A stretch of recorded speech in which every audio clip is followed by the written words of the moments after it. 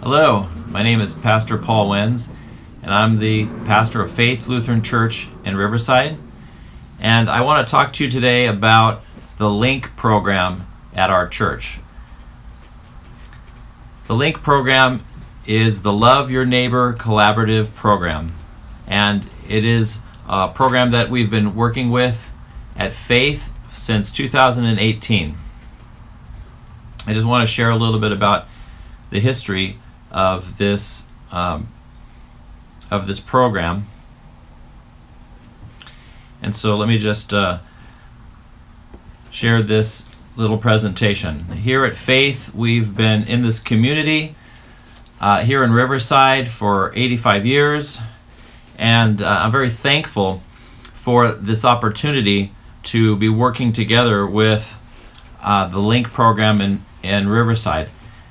This program began after Mayor Rusty Bailey had a coalition on homelessness, and they talked about partnering with social work interns at the colleges with some of the churches in the area.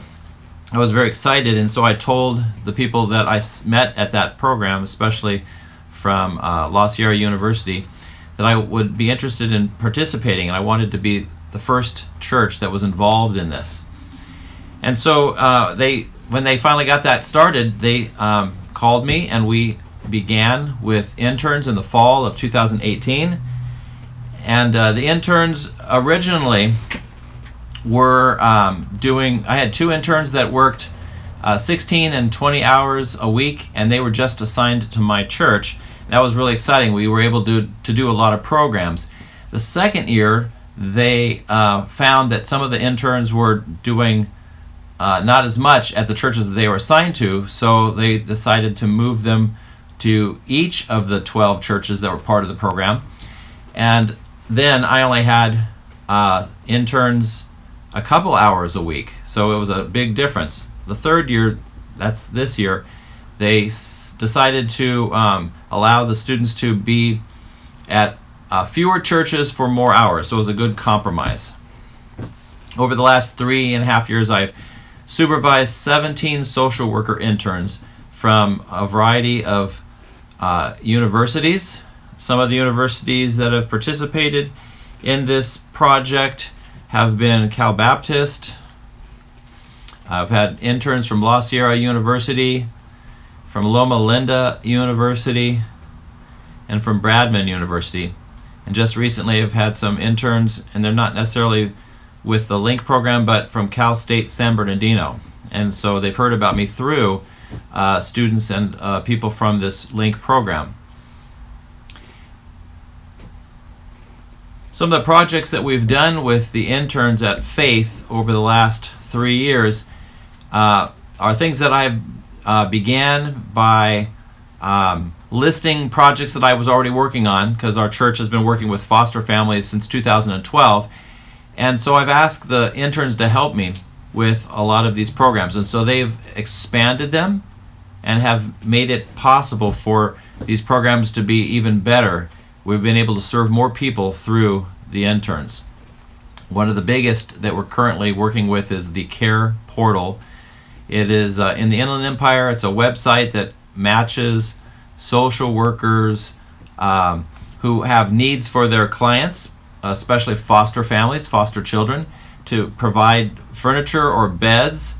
And then churches and other faith-based organizations will meet those needs by bringing those beds or something to the foster families. So what I do is I have my interns connect with and learn how to use the Care Portal. They become the ones who search for the needs that are listed by the social workers, and then they match them with things that we have available. We have a storage unit on our property that we have filled with beds and other furniture for foster families, foster children. And so we've been able to match those, and then I'll find volunteers from my church and from the community to deliver them, or to have the families meet us and we'll give it to them from the storage container. So without the interns, I wouldn't be able to do half as many things when it comes to the care portal. It's been a wonderful addition to our ministry here. We also have many donations for our food bank. Our food bank has been feeding homeless people for over 30 years, and we have a lot of our interns meet with them on the second and fourth Wednesday of the month when the homeless people come to our church for food bags. And so a lot of these people without homes are looking for other needs as well. They're looking for help with getting IDs, or sometimes to get into drug rehab programs. Maybe they need a phone. So there's been all kinds of other things that we've been able to do with our interns. And then just last January, during the pandemic, one of my interns found out about a food program that was being offered for the federal government, and we were getting food boxes. So I started picking those up in order to deliver them to seniors, the low-income seniors that live across the street from our church. We were able to deliver them to those seniors directly. I started out with a list of people from my church, but as I did it, people would ask me what I was doing, and then I started delivering to more and more people. I started in January with just 12 people on my list, and as of November of 2021, I have 85 people on my list. I'm not able to deliver the food boxes like I used to because that program ended in May, but because I had started it with the help of my interns, I decided to keep going and look for other food resources. So the interns helped me find places where I could get food donations in order to deliver those to the seniors.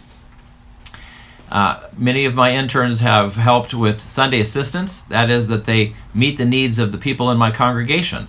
People who have needs for maybe looking for an apartment, needing help with a caretaker, somebody who can help them with rental assistance or utilities, even just mental care. There's all kinds of things that they've been able to do, and they've done educational things for the people at our church and for our community, and that's been very helpful.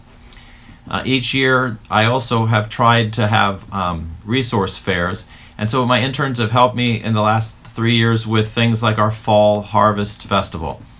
In 2020, when we were going to have to cancel it because of COVID, one of my interns said, why don't we try to do a drive-through harvest festival? And so they called community partners who set up booths, and then cars would drive through and they would give candy to the children in the cars. And we had about 75 people, maybe 15, 20 cars that drove through that year. And we had like 15 community partners who helped with that harvest festival that year. This last October, just last month, we just did it on campus, and we still got about 7 community partners that set up tables, and so it was a wonderful program. And so I'm very thankful for the work of the social worker intern students helping me with that.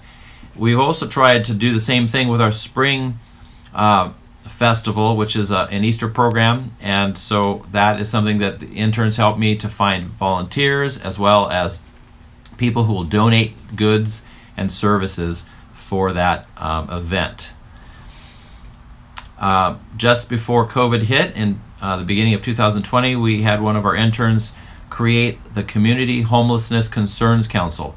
We had a dozen churches from our area meet at our church, and we had a presentation by a gentleman who talked about wraparound services of social work out of I think it was out of Texas, and how that was something he was hoping to do here. We had a lot of interest, and we were going to continue with that Community Concerns Council, but because of COVID we weren't able to meet. But I'm still hoping that we can get that program going again. We also have a group in Riverside called Faith in Motion. I know this is something that's found in other counties, and so the Faith in Motion here in Riverside is working with social workers and trying to match religious organizations, faith-based organizations to help with the needs. It's similar to the Care Portal, and I actually was working with this group in 2012 where we adopted a social worker. So I'd have my interns go to some of the meetings and and network with people and find out what needs are necessary, and we would try to match those things. It included a program where we offered, the churches in our community had a Christmas or a holiday celebration where we had like a dinner for the students or for kids who had been in the foster program and who had aged out. As a result, we were able to, give presents and gift cards and other things for those 18-plus-year-old children from the foster system so that they could feel cared for and loved. Another group that we had worked with in Riverside was today's Urban Renewal Network.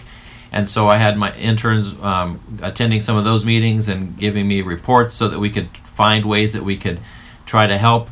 We had some of my interns do presentations on the awareness of human trafficking.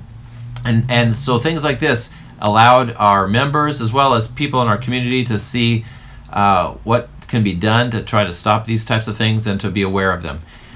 I'm very thankful for all the ways in which we've been able to work with our interns. And so over the last 3 years, this program has been an amazing way of not only connecting our church with the community, but also giving these students a way to learn with a hands-on environment in the community, to learn what faith-based organizations are doing, and to see ways that they can connect social work with churches. I think this program is a great thing that Riverside has been able to do after these 3 years that we've done this program. I hope it'll continue, and I think that it can be expanded, and churches and other communities around the country will benefit from what we've learned from the LYNC program.